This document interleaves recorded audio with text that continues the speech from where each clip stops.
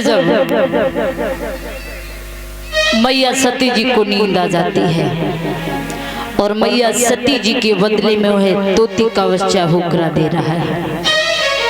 कथा जब पूर्ण हुई तो भगवान भोले बाबा ने कहा है, सती जी अब तो तुम अमर हो गई। जैसे ही सती जी ने नेत्रों को खोला, जवाब दिया भोले बाबा क्या कथा पूरी हो गई? भोले बाबा ने कहा क्या कह रही हो? इसका मतलब तुमने कथा नहीं सुनी। जवाब दिया भोले बाबा हमें नींद आ गई थी। भोले बाबा ने जवाब दिया यदि तुम सो रही थी फिर हुक्रा कौन दे रहा था? मैया कहने लगी इस बात का हमें ज्ञान नहीं है, क्षमा करो भोलेनाथ, हमें नींद आ गई थी। भोले बाबा अति क्रोधित होकर के खड़े हो गए। जवाब दिया सती जी ये क्या कह रही हो तुम? इसका मतलब तुमने अमर कथा नहीं सुनी? अमर कथा किसी और ने सुनी, वो किसी और को सुनाएगा, वो किसी और को सुनाएगा। इसका मतलब सारा संसार अमर हो जाएगा। जैसे ही भोले बाबा के क्रोध को उस तोते के बच्चे ने देखा, वृक्ष से उड़ने लगा। भोले बाबा की नजर जैसे ही उस बच्चे पर पड़ी, हाथ में त्रिशूल लेकर के पीछे पीछे दौड़ने लगा।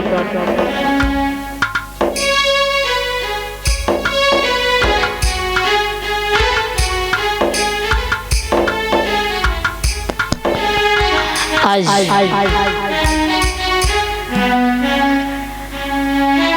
बच्चा आगे आगे दौड़ रहा है, भगवान भोले बाबा पीछे पीछे दौड़ रहे हैं। व्यास जी की पत्नी छत पर खड़ी होकर के केसों को सुखा रही थी। अचानक उन्हें जमुआई आई। वह तोती का बच्चा व्यास जी की पत्नी के मुख द्वारा पेट में प्रवेश कर लेता है। भोले बाबा व्यास जी के द्वार पर आकर के खड़े हो जाते हैं और पूछने लगे हैं, व्यास जी आपके घर में हमारा चोर छिपा है।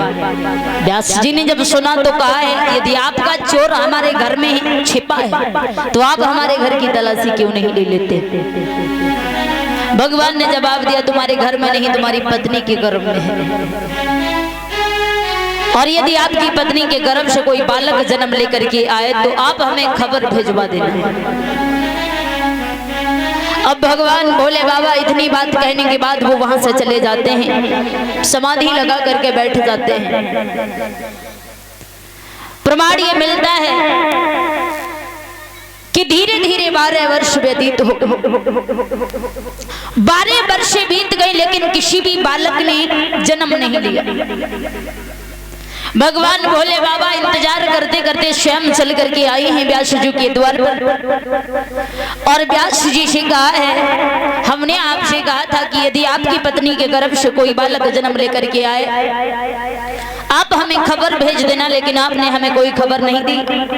व्यास जी कहने लगे भोलेनाथ क्रोध शांत कीजिए। अरे हम खबर तो भेज देते लेकिन किस बात की खबर भेजते? किसी बालक ने यदि जन्म लिया होता तभी तो हम खबर भेजते। जब किसी ने जन्म लिया नहीं तो हम खबर किस बात की भेजें? भगवान भोले बाबा ने जैसे ये शब्द सुना, भगवान गर्भ में ही उस बच्चे से कह रहे हैं, आवाज लगा रहे हैं, बेटा अब तो पृथ्वी पर जन्म लेकर के आओ, हम तुम्हें नहीं मारेंगे, छोड़ देंगे। गर्भ से ही आवाज लगा करके वह बालक कह रहा है, प्रभु ये दुनिया मोह माया में फंसी हुई है और हम इस घड़ी में जन्म नहीं लेना चाहते हैं, हम मोह माया में नहीं पड़ना चाहते हैं। कुछ समय के लिए ये दुनिया मोह माया से दूर कर दीजिए, हम ऐसे समय में जन्म लेना चाहते हैं। भगवान भोले बाबा ने ऐसा ही किया। 5 घड़ी के लिए दुनिया मान कर दी, मोह माया से दूर कर दी। उसी समय में श्री सुखदेव जी का जन्म हुआ और जन्म होने के तुरंत बाद श्री सुखदेव जी बड़े हो जाते हैं। वो कोई साधारण व्यक्ति नहीं, अमर कथा का ज्ञान था, भगवान का स्वरूप था। आज श्री सुखदेव जी जन्म लेने के तुरंत बाद जब बड़े हो जाते हैं, जंगल की ओर दौड़ने लगते हैं। व्यास जी पीछे पीछे दौड़ रहे हैं, बेटा रुक जाओ, बालिश उम्र है, जंगल में अकेले कहां जा रहे हो। लेकिन श्री सुखदेव जी ने एक भी बात नहीं सुनी, चलते चले गए। जाकर के जब जंगल में पहुंचे, घने से जंगल में पहुंच करके तपस्या में लीन हो जाते हैं। और जब तपस्या में लीन हो जाते हैं, तब तक वहां पर सप्त ऋषि जी आए हैं। और सप्त ऋषियों ने जब श्री सुखदेव जी को देखा, श्री सुखदेव जी से कहने लगे हैं सप्त ऋषि जी, हे सुखदेव जी, हम मानते हैं कि आप बहुत बड़े ज्ञानी हैं, अमर कथा का ज्ञान है, लेकिन ज्ञानी होने के बाद भी आप हमें एक बात का जवाब दीजिए, क्या आपने कोई गुरु बनाया है? जवाब दिया, क्या गुरु बनाना इतना जरूरी होता? बोले हाँ, यदि आप गुरु नहीं बनाओगे तो आपका कल्याण कैसे होगा? बिना गुरु के किसी का उद्धार नहीं होता, कल्याण नहीं होता, क्योंकि वो गुरु ही तो होते हैं जो हमें सच्चे और अच्छे मार्ग पर लेकर के जाते हैं।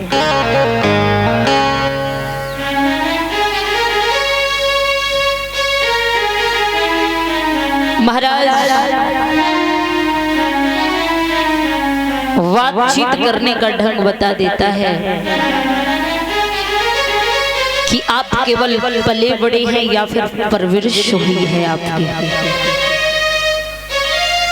माँ बाप ने संस्कार दिए हैं या नहीं, ये बातचीत करने का ढंग बता देता है। ज्ञानी वो नहीं होते जो अपने ज्ञान की चर्चाएं किया करते हैं। कह रहे हैं सप्त ऋषि जी, हे श्री सुखदेव जी, हमारा आपसे ये कहना है, हम आपको अपने से बड़ा मानते हैं, अमर कथा का ज्ञान है आपको प्रभु, लेकिन फिर भी आप गुरु बनाओ, क्योंकि कहा है बिन सत्संग विवेक न होई, राम कृपा बिन सुलभ न सोई, शठ सुधरई सत्संगति पाई, पारस परस को घात सुहाई। सत्संग के बिना विवेक नहीं होता, राम जी की कृपा के बिना हमें सत्संग की प्राप्ति नहीं होती। और जब हम सत्संग में जाते हैं, गुरु की प्राप्ति करते हैं, तब हमें गुरु के द्वारा प्रभु की प्राप्ति होती है। यहाँ कितने लोग ऐसे हैं जो सत्संग से जुड़े हैं? कोई सत्संग में जाता है, लेकिन जब तक सास ससुर हैं आपके, सत्संग में नहीं जाना चाहिए। माता पिता हैं, तब तक सत्संग में नहीं जाना चाहिए, क्योंकि सर्वप्रथम हमारे गुरु माता पिता ही होते हैं। बाकी कर्म अच्छे करते रहिए, माता पिता की बताई हुई उन संस्कारों के अनुसार चलते रहिए, हमारे जीवन का भव पार हो जाएगा। यदि आप माता पिता से भी बड़े ज्ञानी बने, उनका अपमान किया, कहा जाता है कि यदि आपने दुनिया का दिल जीत लिया, माँ बाप का दिल नहीं जीता तो वो जीत नहीं, एक हार होती है। सबसे पहले माता पिता की दुआ लेना जरूरी है। दुनिया के लोग तो हैसियत देख के पीछे लग ही जाते हैं। आज जैसे ही सप्तऋषियों ने समझाया है कि आप पहले गुरु बनाइए, तो श्री सुखदेव जी ने कहा है कि हम ऐसे अपना गुरु किसे स्वीकार करें, किसे हम अपना गुरु बनाएं। तो महाराज सप्तऋषियों ने बताया कि आप महाराज जनक जी को अपना गुरु बनाओ। श्री सुखदेव जी कहने लगे हैं हम बिना देखे अपना गुरु स्वीकार नहीं कर सकते, पहले हम उन्हें देखेंगे। बोले हाँ जाओ देख लो, वो ऐसे वैसे क्या नहीं है, वो भगवान के सच्चे भक्त हैं। और फिर आपको दुनियादारी से क्या मतलब, आपको तो केवल गुरु बनाना है। कहा जाता है जाति ना पूछो साधु की पूछ लीजिए ज्ञान, और मोल करो तलवार का पड़ा रहने दो म्यान। किसी भी जाति का कोई भी सदस्य हो, यदि वो ज्ञानी है तो आप उसे गुरु स्वीकार कर सकते हैं, मान सकते हैं, यदि वो ज्ञानी है तो। आज सप्तऋषियों के कहने से श्री सुखदेव जी महाराज जनक जी के दरबार में जाते हैं। देखा है जाकर के कि पत्नी के पास बैठे हैं। श्री सुखदेव जी ने जब यह दृश्य देखा, मन में विचार किया जिस पुरुष को पत्नी से इतना प्रेम हो, भला वो भगवान से क्या प्रेम करेगा। हम इन्हें अपना गुरु स्वीकार नहीं कर सकते। वापस लौट आए, जवाब दिया सप्तऋषियों हम महाराज जनक को अपना गुरु नहीं बनाएंगे। बोले क्यों? कहा है कि वो अपनी पत्नी से इतना प्रेम करते हैं, उन्हें भगवान से कोई प्रेम नहीं है। सप्तऋषियों ने कहा एक बार हमारे कहने से एक बार जाइए और जाकर के देखिए, वो ऐसे वैसे भक्त नहीं है, केवल हमारे कहने से एक बार जाकर के देखिए। चल दिए, जाकर के दरबार में पहुंचे। क्या देखा, महाराज जनक जी अपनी पत्नी के पास तो बैठे हैं लेकिन उनका ध्यान वहां नहीं है, क्योंकि उनके एक पैर का अंगूठा अग्नि में जल रहा था। महाराज उन्हें अपने तन की खबर नहीं थी, समझ गए, विचार किया ये तो कोई सच्चा भक्त है भगवान का, उन्हें अपना गुरु स्वीकार किया है। तपस्या करने के बाद पहुंचे हैं जहां श्री सूत जी भगवान की कथाओं का वर्णन कर रहे थे। 88,000 ऋषि भगवान की पावनमयी कथा को श्रवण कर रहे थे। उन ऋषियों के बीच में पहुंच करके आज श्री सुखदेव जी सभी को भगवान की पावनमयी कथा श्रवण करा रहे हैं। इस प्रकार श्री सुखदेव जी का जन्म हुआ है। बोलिए सुखदेव भगवान की, बोलिए सच्चे दरबार की। कुछ माताएं बहनें बातचीत में लगी हैं, इतनी बातचीत अच्छी नहीं होती। कहो तो हम टाइम दे दें बात करने के लिए। आए करो बातचीत, लेकिन इतनी नहीं। पीछे देखो,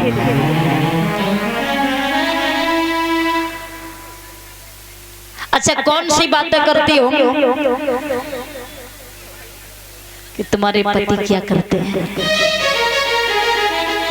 अच्छा बहनाएं तो आपस में सहेली सहेली जब मिलती हैं बड़े दिनों के बाद तो बातें तो ऐसी ही चलती हैं। सास कैसे हैं, पति कैसे हैं, फैमिली में लोग कैसे हैं, और पड़ोस की भाभी हैं तो वो अपनी पड़ोसन से पूछती हैं का है साड़ी कितने की ले आई? बहुत अच्छी साड़ी लगती है। चूड़ियाँ तो बहुत ही अच्छी लगती है, चूड़ियाँ बहुत अच्छी लगने का फिरोजाबाद से मंगाई। तो बातचीत करो लेकिन इतनी नहीं। तो एक बार जोर से जयकारा बोलेंगे सभी भक्त। और हमारे भाई बंधु भी बैठे, बेचारे ऐसे बैठे जैसे लग रहे हो कि दावत खा रहे हैं। ऊंचे ऊंचे हाथ उठाओ, एक बार जोर से बोलेंगे सभी भक्त। बोले शंकर भगवान की। भाइयों की आवाज नहीं आई है,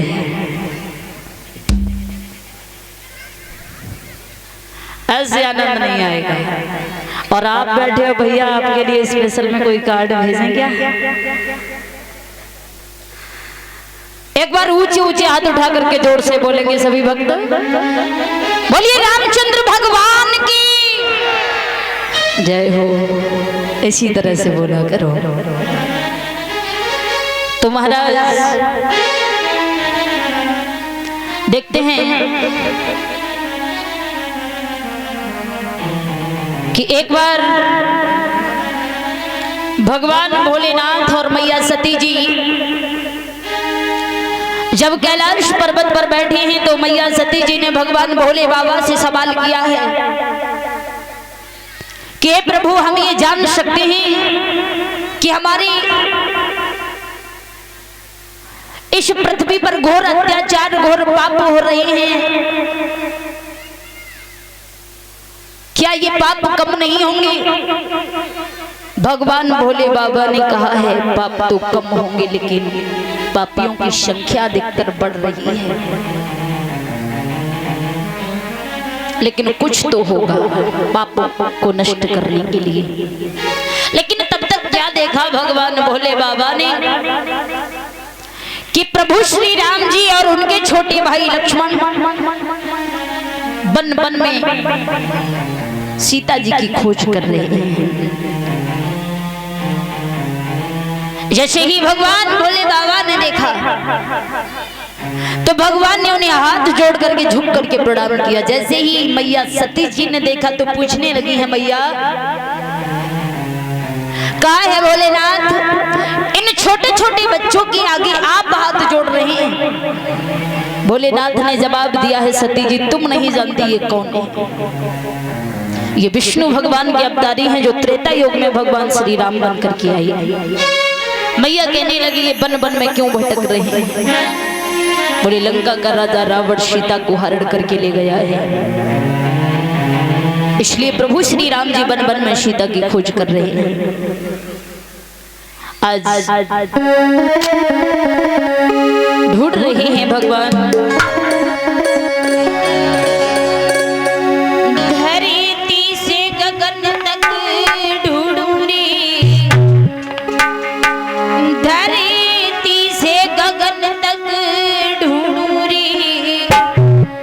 मेरी शिया गई तो कहाँ गई?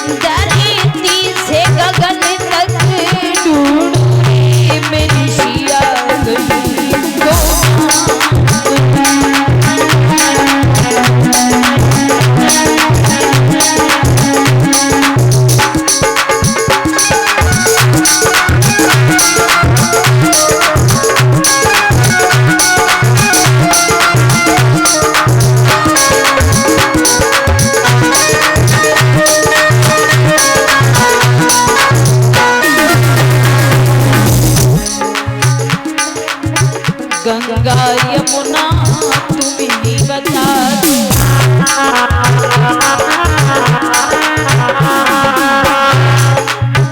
गंगा यमुना तुम ही बता दो।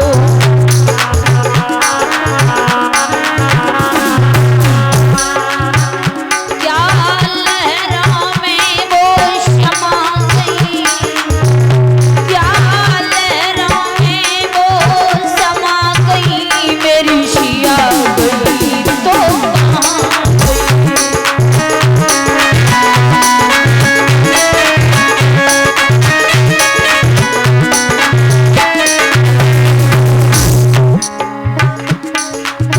पेड़ और पौधे तुम ही बता दो।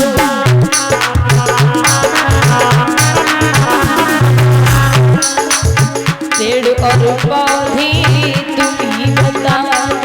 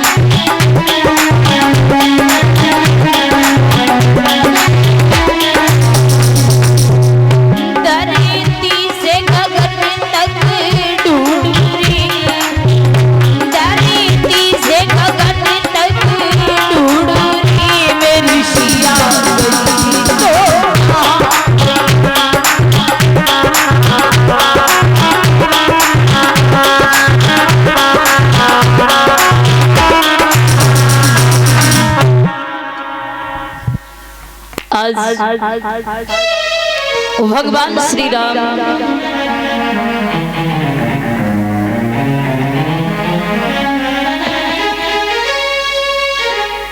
मैया को ढूंढ रहे हैं, लेकिन सती जी ने जब ये सुना कि ये प्रभु श्री राम जी हैं,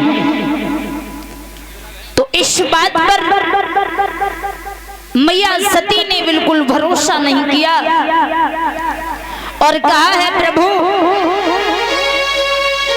यदि ये भगवान हैं तो हम इनकी परीक्षा लेंगे, हम ऐसे इस बात पर भरोसा नहीं करेंगे,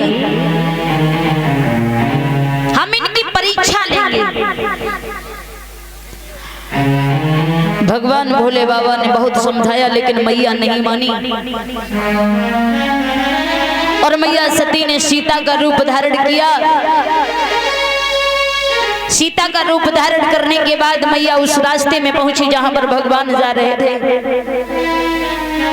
लेकिन जैसे ही भगवान श्री राम जी ने मैया सती जी को सीता के भेष में देखा, वापस लौट आए, उस रास्ते को छोड़ दिया, दूसरे रास्ते पर चलने लगे। भगवान जब दूसरे रास्ते पर चलने लगे, अब मैया ने मन में विचार किया कि राम ने हमें देख नहीं पाया, तो मैया उस रास्ते को छोड़ करके उसी रास्ते पर पहुंचे जहां पर भगवान जा रहे थे। अब भगवान ने जैसे ही देखा तो फिर वो रास्ता छोड़ दिया, तीसरे रास्ते पर चलने लगे। अब लक्ष्मण की नजर पहुंची है जैसे ही, तो लक्ष्मण ने कहा है भैया हम और आप मैया को इधर उधर ढूंढ रहे हैं, हम तब से भाभी को ढूंढ रहे हैं लेकिन भाभी तो सामने बैठी है। जैसे ही राम जी ने देखा, राम जी कहने लगे हैं बेटा लक्ष्मण भैया वो तुम्हारी भाभी नहीं भाभी है, यकीन न हो तो चलो हमारे साथ। भगवान श्री राम लक्ष्मण को साथ में लेकर के मैया सती जी के सामने पहुंचे हैं, हाथ जोड़ करके प्रणाम किया, मैया भगवान भोले बाबा कहाँ हैं? जैसे ही मैया सती जी ने ये शब्द सुना, लज्जा के कारण वहां से भागी हैं, जाकर के भगवान के पास पहुंचे। भोले बाबा बड़े ही क्रोधित हुए मैया सीता के रूप में सती जी को देख करके जवाब दिया है, सती जी तुमने ये क्या किया? तुम नहीं जानती हो तुमने ये क्या किया है। जानती हो सीता को हम माँ की दृष्टि से देखते हैं, माँ कहते हैं, तुमने सीता का रूप धारण किया, इसलिए हम आपको इस जन्म में पत्नी नहीं मांग